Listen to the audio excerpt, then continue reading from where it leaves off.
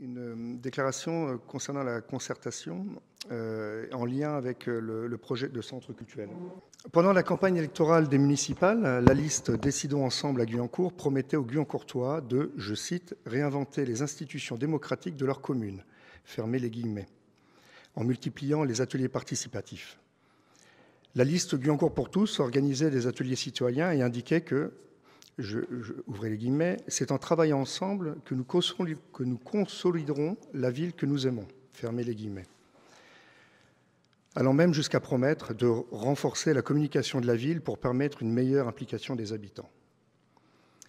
L'association des deux listes, pour le deuxième tour, nous promettait de favoriser la participation de tous à la vie locale en continuant d'associer les habitants à tous les aménagements de leur quartier et aux grands projets de la ville.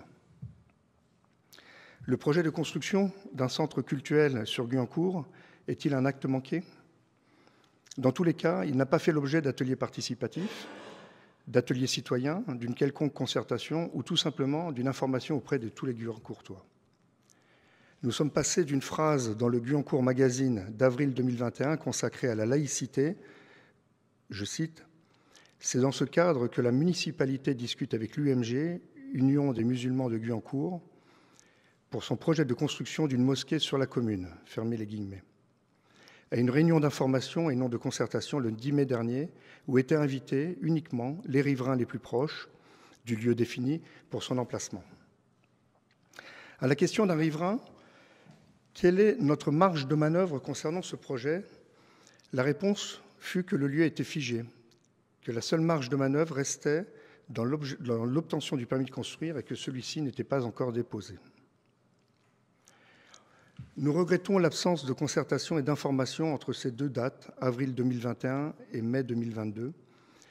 Les riverains ont ainsi été mis sur le fait accompli.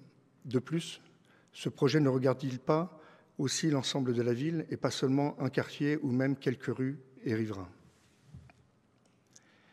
Pour que nos propos ne soient pas déformés, nous disons ici clairement que cette déclaration ne porte nullement sur le bien fondé d'un lieu cultuel, nécessaire et décent pour toutes les communautés religieuses. Un lieu que, dans ce cas précis, nous savons nécessaire, mais sur la méthode d'information et de concertation qui entoure le projet de construction.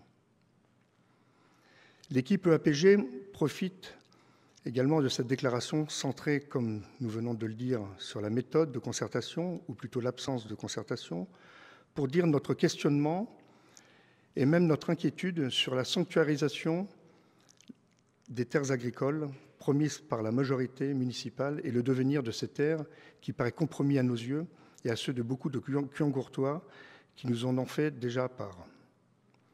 Mais après tout, ce n'est peut-être qu'une fausse question qui sera résolue par une véritable concertation ouverte à tous les habitants. Merci de votre attention. L'absence de concertation que vous évoquez, monsieur, fait tout à fait fi de l'expertise des agents de la ville et des services de la ville qui, eux, sont des professionnels de ces questions. Et cette question, elle est suffisamment sérieuse pour ne pas la traiter avec démagogie. Nathalie Péquenard, s'il vous plaît. Je ne parle pas de démagogie, je parle de concertation avec les habitants. Je ne mets pas en cause la compétence des services. Nathalie Péquenard, s'il te plaît.